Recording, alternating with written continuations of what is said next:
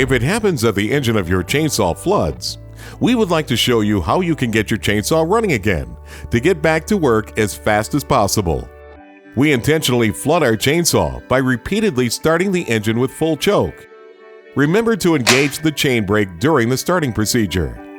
We continue starting to ensure that the engine is completely flooded.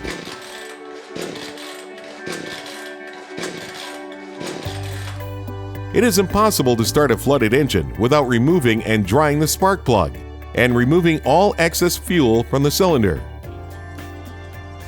To remove the spark plug, first remove the air filter cover and air filter to create enough space to access the spark plug.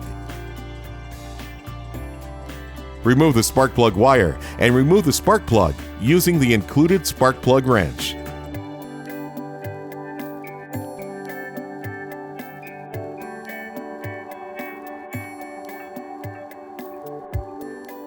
You'll see moisture on the spark plug, which we will dry off as soon as we have removed the excess fuel from the engine. To remove the fuel, simply turn the chainsaw upside down and pull out the starter rope 10 to 20 times.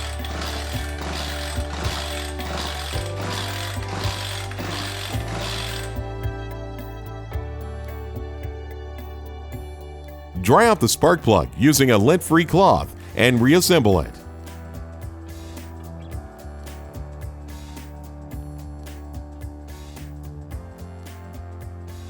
Reattach the spark plug wire and replace the air filter and air filter cover.